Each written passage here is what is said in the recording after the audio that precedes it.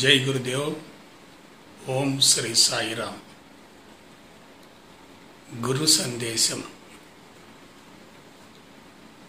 10వ రోజు కార్యక్రమానికి స్వాగతం, సుస్వాగతం.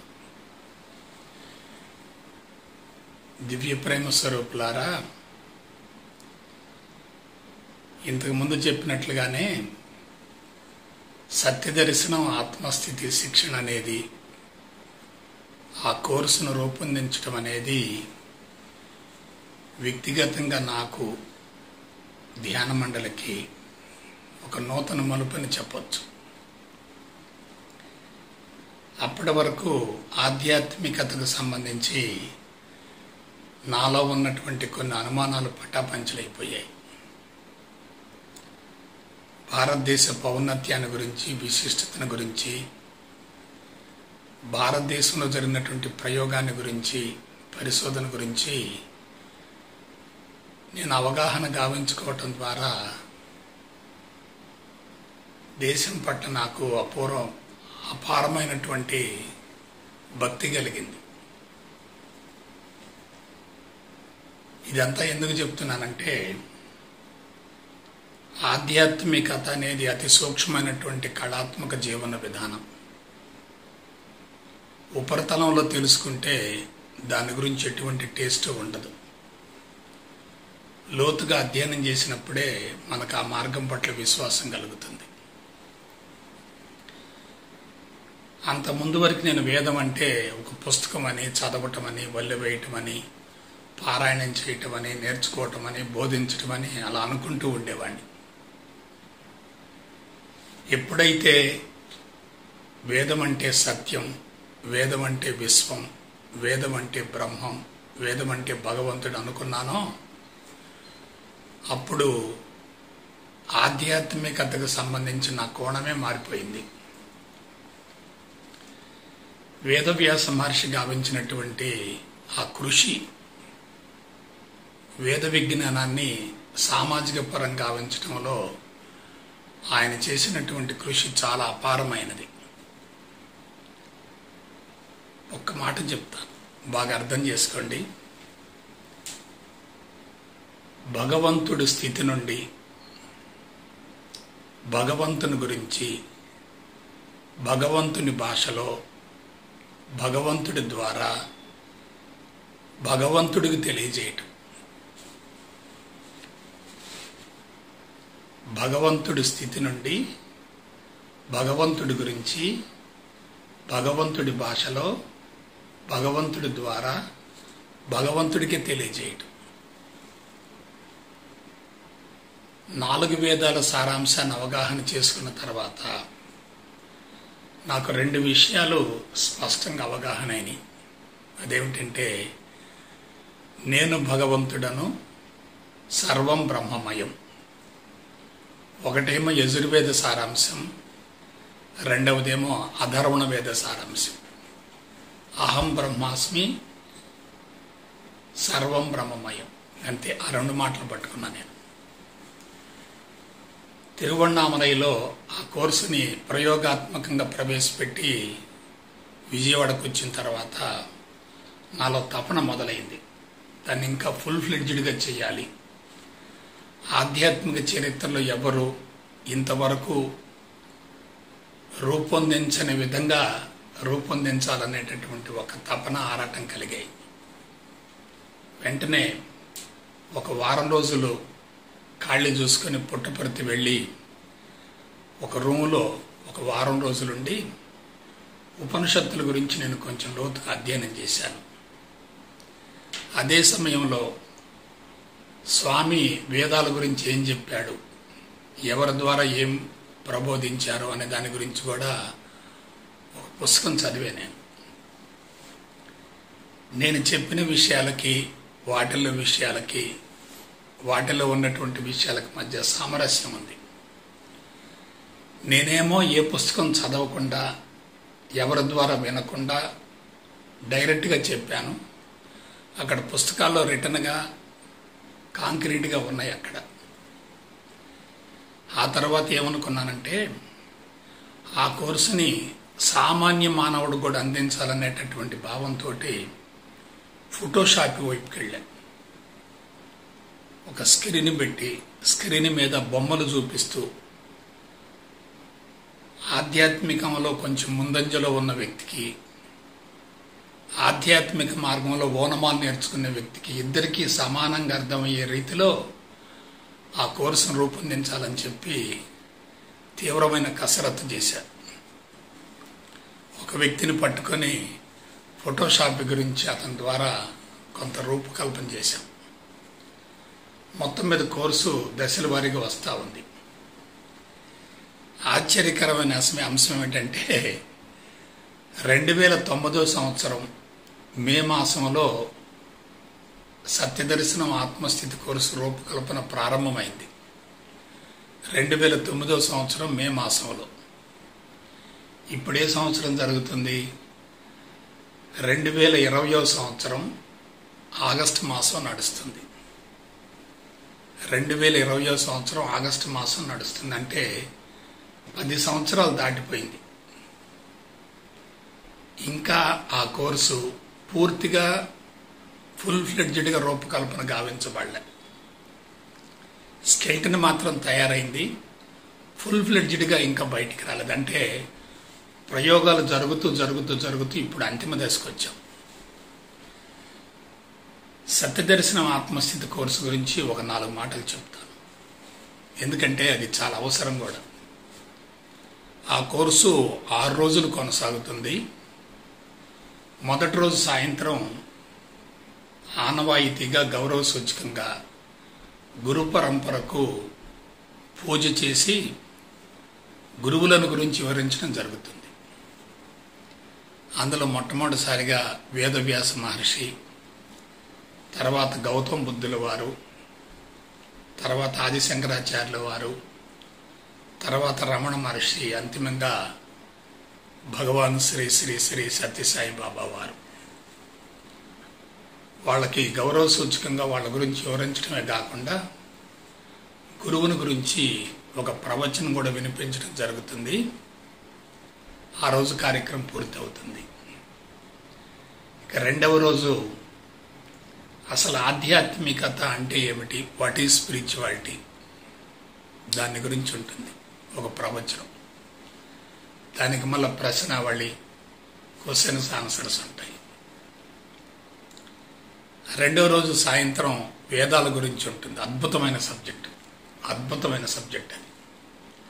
అసలు వేదాలు ఎలా బహిర్గతం అయ్యాయి, వేదాలలో ఉన్నటువంటి భాగాలు ఏమిటి, వేదాల కాన్సెప్ట్ ఏమిటి, సంస్కృత భాష ఏమిటి, మంత్రం అంటే ఏమిటి, వీటి గురించి ఆ రోజు ఈవినింగ్ క్లాస్ ఉంటుంది. చాలా బాగుంటుంది. ఇక మూడో రోజు ఉదయం ఋగ్వేదం, ప్రజ్ఞానం, బ్రహ్మ.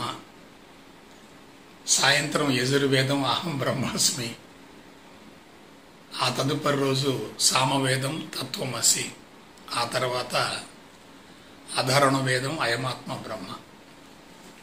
4 వేదాలు కూడా ఫోటోషాప్తో చూపిస్తాం. అది అయిపోయిన తర్వాత 5వ రోజు అర్లీ మార్నింగు వేదాలు సమగ్ర సమీక్ష. మనం పై కనిపించేటటువంటి విధానం వేరు, లోపల ఉన్నటువంటి కాన్సెప్ట్ వేరు. అందుకని 4 వేదాలని సమీక్షగా తీసుకున్నాం. ఆ తర్వాత ధ్యాన జ్ఞాన ప్రవచనాలు, అద్భుతమైనటువంటి నవరత్నాలు అనేటటువంటి ప్రవచనాలు ఇస్తాం. వాటికి కొన్ని క్వశ్చన్స్ రాపిస్తాం, ఆన్సర్లు రాపిస్తాం. క్వశ్చన్స్ ఇచ్చి ఆన్సర్లు రాపిస్తాం. అది ఉదయం నుంచి సాయంత్రం వరకు కొనసాగుతుంది. దానిలో 9 టాపిక్లు ఏమిటంటే అంతా మాయ, మనసు గారడి, ఆలోచనలు, ఏకం నిత్యం విమలమచలం, అంతయు బ్రహ్మమే, సన్యాసమే సమాధి, ఏమీ చెయ్యకుండా ఉండటమే సాధన, నిరంతర సంపూర్ణ గమనమే సాధన. మొత్తం 9 టాపిక్లు వస్తాయి. ఆ రోజు కార్యక్రమం పూర్తయిన తర్వాత నెక్స్ట్ డే మార్నింగు సత్యదర్శనం ఆత్మస్థితి అంటే ఏమిటి, దాని వివరాలు చెప్పిన తర్వాత ఆ రోజు ఉదయం తెల్లవారుజామున ప్రాతకాలాన ఆత్మసిద్ధి యోగం 3వ పార్ట్ ఇవ్వటం జరుగుతుంది. 3వ పార్ట్ ఆత్మసిద్ధి యోగం మొదటి పార్టు సంకల్ప సిద్ధ యోగాల బిఎస్టీలో ఇస్తాం. 2వ పార్టు సహజానంద యోగాలు ఇస్తాం. 3వ పార్టు సత్యదర్శనం ఆత్మస్థితిలో లాస్ట్ డే ఇస్తాం. ఆ తర్వాత సత్యదర్శనం ఆత్మస్థితి అంటే ఏమిటి, ఆ తదుపరి నిర్వికల్ప సమాధి, ఇక చివరిగా నెక్స్ట్ కోర్స్ ఎందుకు హాజరు కావాలి, ఇదంతా ఉంటుంది. సో ఎవరైనా సత్యదర్శనం ఆత్మస్థితి కోర్సు గురించి స్పష్టంగా తెలుసుకున్న తర్వాత ఆధ్యాత్మికతకు సంబంధించినటువంటి అశాస్త్రీయమైన విధానాలు మొత్తం కూడా మనసు నుంచి తొలగిపోతాయి, పటాపంచలైపోతాయి. పరిపూర్ణ అద్వైత బ్రహ్మజ్ఞానాన్ని గురించి స్పష్టత ఏర్పడుతుంది. ఆ కోర్సు గురించి తెలుసుకున్న తర్వాత మనిషి ఎలా ఉంటాడంటే దూదిపింజలా గాల్లో తేలిపోతూ ఉంటాడు. దూదిపింజలాగా తేలిపోతూ ఉంటాడు గాల్లో. అయితే అందులో ఒక ప్రమాదం ఉంది, దాన్ని నేను కనిపెట్టాను. అదేమిటంటే పరిపూర్ణ జ్ఞానాన్ని పొందిన తర్వాత అది వెంటనే అనుభవంలోకి రాదు. ఈ అనుభవంలోకి వచ్చేంత వరకు మనిషి ఏమవుతాడంటే సమత్వాన్ని కోల్పోతాడు, గాడి తప్పుతాడు, ఊహాలోకాల్లో ఉంటాడు. కుటుంబం పట్ల, వృత్తి పట్ల, సంసార జీవితం పట్ల పూర్తి వైరాగ్యం వస్తుంది.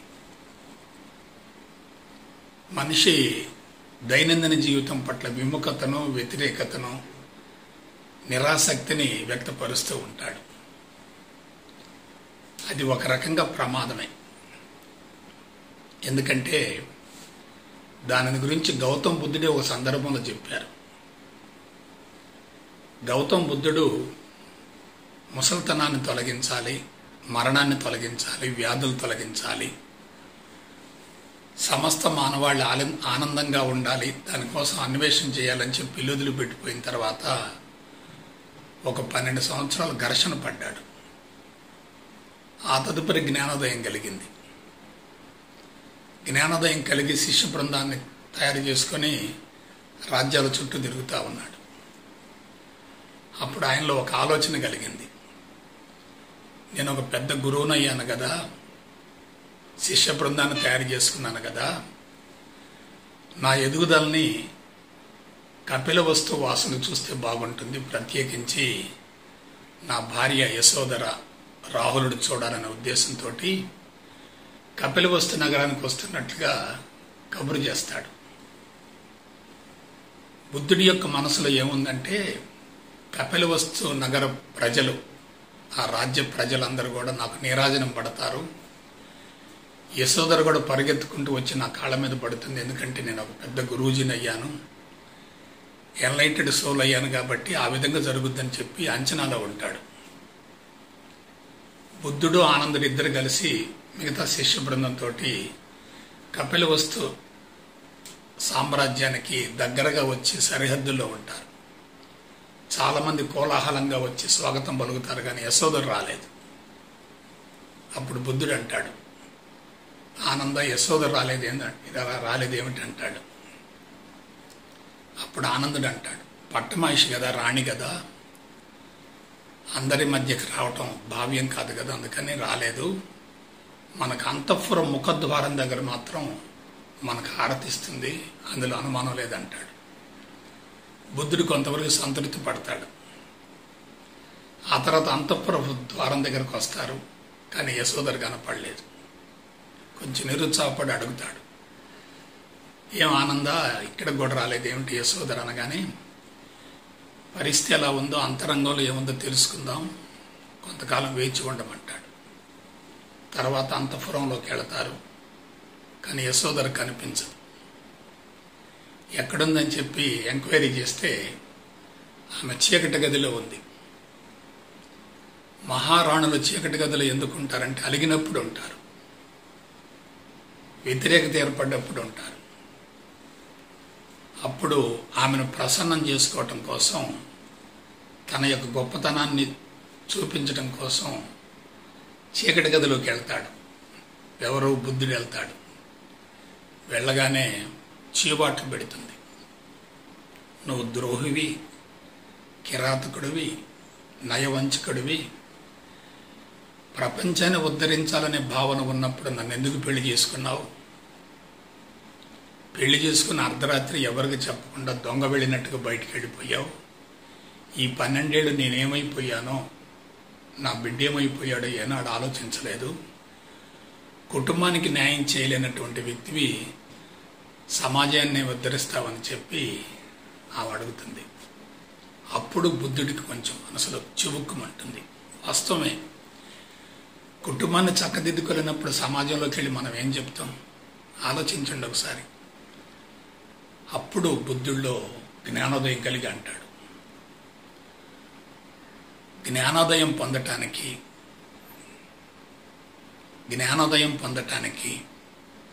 ఆధ్యాత్మికంగా పరిణతి చెందటానికి భౌతిక సన్యాసం అవసరం లేదు, మానసిక సన్యాసం ఉంటే చాలు. నేను తొందరపడి భౌతిక సన్యాసం పుచ్చుకున్నాను, అదే నేను చేసిన పొరపాటు. గృహస్థులుగా ఉండి కూడా జ్ఞానోదయాన్ని పొందవచ్చు, సంసారంలో ఉండి కూడా ఆధ్యాత్మికంగా పరిణతి చెందవచ్చు. ఇది నేను ఇప్పుడు తెలుసుకున్నాను ఈ మాటల ద్వారా. భవిష్యత్తులో గృహస్థులే గురూజులై ఆధ్యాత్మిక చరిత్రను మారుస్తారని చెప్పి ఆనాడే బుద్ధుడు చెప్పాడు. సో ఇదంతా ఎందుకు చెప్తున్నానంటే, ఆ కోర్సులో ఉన్న గొప్పతనం అటువంటిది. కోర్సు మొత్తం రూపకల్పన చేసి పూర్తి వైరాగ్యాన్ని కలగజేసే విధంగా కోర్సును రూపొందించినందువల్ల కొత్తగా ప్రవేశించేటటువంటి సాధకులు సమతుల్యాన్ని, సమత్వాన్ని కోల్పోయే అవకాశం ఉంటుంది. కోర్సు మొత్తం రూపొందించిన తర్వాత నేను దీన్ని కనుక్కున్నాను. ఓహో, నేను ఏదో పొరపాటు చేశానని చెప్పి అనుకొని అప్పుడేం చేశానంటే, జీవన వేదం అనే మరో కోర్సుకు రూపకల్పన చేశాను. జీవన వేదం అనేది నా మానస పుత్రిక. ఎందుకంటే ఎంత స్పష్టంగా చెప్పినా, ఫోటోషాపీలో చూపించిన సాధకులకి ఆధ్యాత్మికతకు సంబంధించి సరైనటువంటి అభిప్రాయం ఏర్పడటం అనేది అంత మామూలు విషయం కాదు. కేవలం ఒక వారం రోజుల్లోనో, 10 రోజుల్లోనో, నెల రోజుల్లోనో ఆధ్యాత్మికవేత్తలు అయితే అసలు ఆధ్యాత్మికతకు విలువే ఉంటుంది? ఆలోచించండి ఒకసారి. అందుకని దానిలోకి ప్రవేశించడం పెద్ద విశేషం కాదు, పట్టు సాధించగలగాలి. ఎలా సాధించాలి? సన్యాసాన్ని, సంసారాన్ని రెంటిని సమన్వయం చేసుకొని ముందుకెళ్ళాలి తప్ప సంసారంలో ఇరుక్కోకూడదు. సన్యాసమే ముఖ్యమైన దానిలో పరుగులు ఎత్తకూడదు. రెండూ ఉండాలి. We must be both subjective and objective. కుటుంబ పోషణ ఎంత ముఖ్యమో, వ్యక్తిగతంగా ఆధ్యాత్మిక పరిణతి కూడా అంతే ముఖ్యం. కుటుంబ పోషణను విస్మరించి ఆధ్యాత్మిక మార్గంలో మనం సాధించేది కూడా ఏమీ లేదు. ఆధ్యాత్మిక మార్గంలో ఇరుక్కుంటే కుటుంబ పోషణ కుంటుపడుతుంది. ఈ విషయాలు మొత్తం నా మనసులో పడ్డ తర్వాత ఆ జీవన వేదం కోర్సుకు రూపకల్పన చేశాను. అది 2012 సంవత్సరం మొదలుపెట్టాను. ఆ కోర్సు 7 రోజులు కొనసాగుతుంది. అద్భుతమైన కోర్సు. ఫస్ట్ టాపిక్ ఏమిటంటే, ఉద్ధరేదాత్మ నాత్మానం అంటే ఏంటి? నిన్ను ఉద్ధరించుకో. సమాజాన్ని ఉద్ధరించడం కాదు, ముందు నిన్ను, ఈ సంగతి నువ్వు చూసుకో. ఉద్ధరేదాత్మ నాత్మానం. ఇది నాకు ఎట్లా మనసులోకి వచ్చిందంటే, మేము క్లాసులు చేసేప్పుడు చాలామంది కూడా మత్తులో ఉంటారు, భ్రమలో ఉంటారు, భ్రాంతిలో ఉంటారు, ఒక రకంగా పిచ్చిలో ఉంటారు. ఆ 10 రోజులు మందులు మానేస్తారు, వ్యసనాలు మానేస్తారు, ఆధ్యాత్మికతే సర్వస్వం అని చెప్పి ఒక రకమైన భ్రమలో ఉంటారు. తర్వాత ఒక 2 నెలలకు 3 నెలలకు మళ్ళీ మామూలు అయిపోతున్నారు. కొంతమంది దశాబ్దాల తరబడి గురువులతో కలిసి ఉండి కూడా పరిణతి చెందటం లేదు. మరొక దురదృష్టకరమైన అంశం ఏంటంటే కొంతమంది సంస్థలు ఇరుక్కొని పోతున్నారు. మా సంస్థ చాలా మంచిది, మా గురూజీ చాలా మంచోడు అని చెప్పి సంస్థలు ఇరుక్కొని పోయి తాము కొనసాగే సంస్థ పట్ల రాగం ఏర్పరచుకోవటం, మిగతా సంస్థల పట్ల వ్యతిరేకత ఏర్పరచుకోవటం, ఆ విధంగా వీళ్ళు కూడా పక్షపాత ధోరణిలో ఉంటున్నారు. ఇవన్నీ నా మనసులో పడ్డ తర్వాత జ్ఞానము, గురువు, భగవంతుడు, తాము కొనసాగే సంస్థ కూడా మాయా అనేటటువంటి విషయాన్ని ప్రాక్టికల్గా అందించడం కోసం ఫస్ట్ టాపిక్ అది పెట్టే ఉద్ధరేదాత్మనాత్మానం.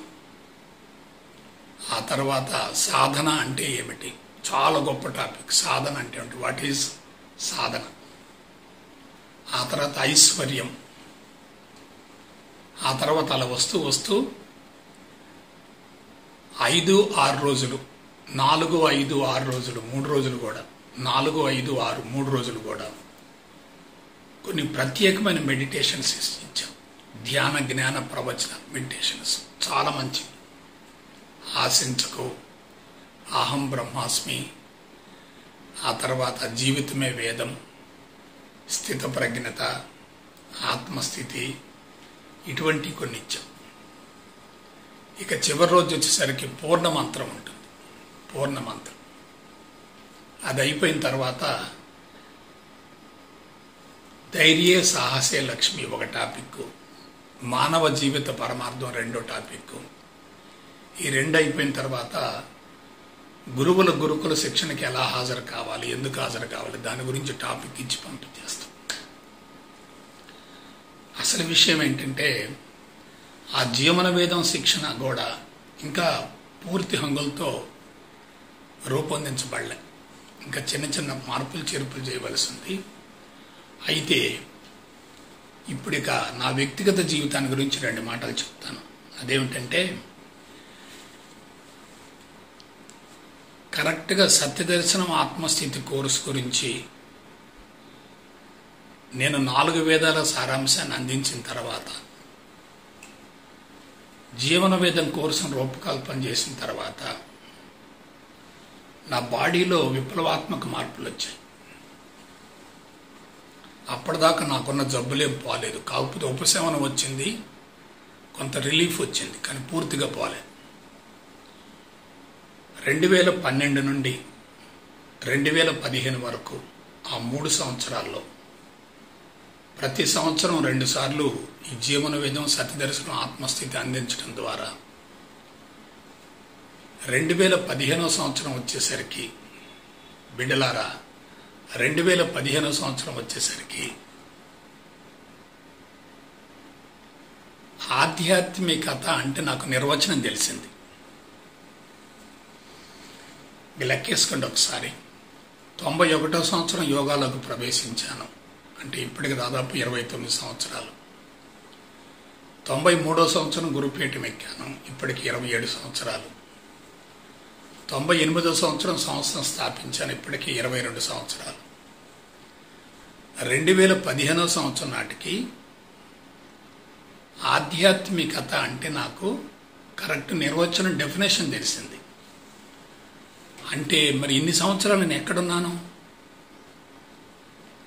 ఆధ్యాత్మికతను గురించి శాస్త్రీయంగా తెలియకుండా ఆధ్యాత్మిక ప్రచారం చేసి నన్ను నేను మోసం చేసుకొని ఒక రకంగా సమాజాన్ని కూడా పక్కదోవ పట్టించాను. ఎందుకు చెప్తున్నానంటే 7 కోర్సులు రూపొందించి 60-70 పుస్తకాలు రాసి 230-240 ప్రవచనాలు రికార్డు చేసి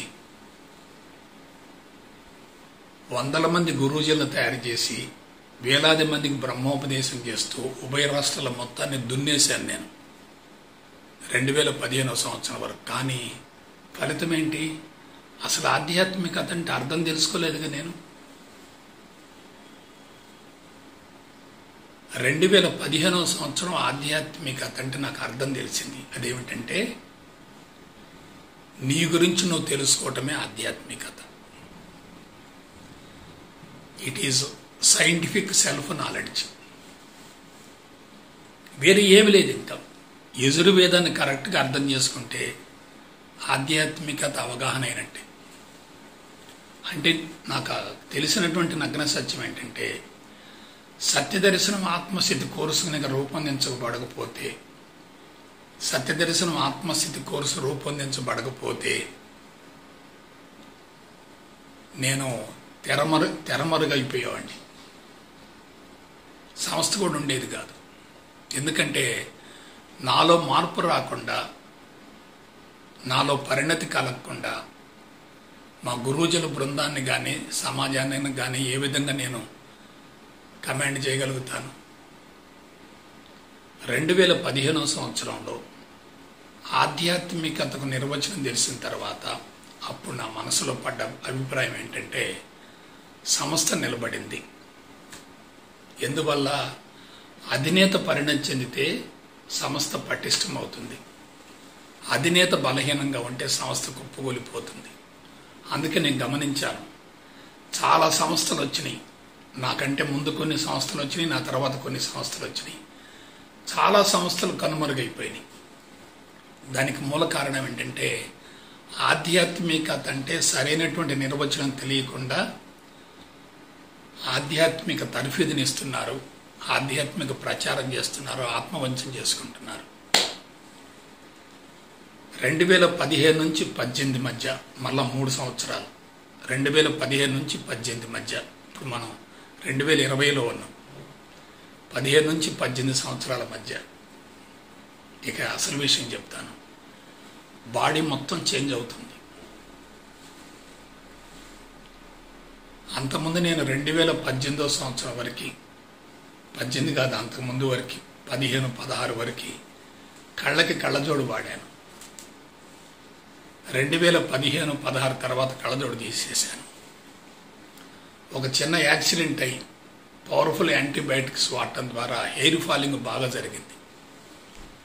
ఆ పోయినటువంటి హెయిర్ ఫాలింగ్ మొత్తం వచ్చేసింది. ఈ ఎడమ భుజం మీద ఒక ట్యూమర్ ఉంది, లిపోమా అంటారు, హార్మ్లెస్ ట్యూమర్. దానివల్ల నాకు ఎటువంటి ఇబ్బంది లేదు.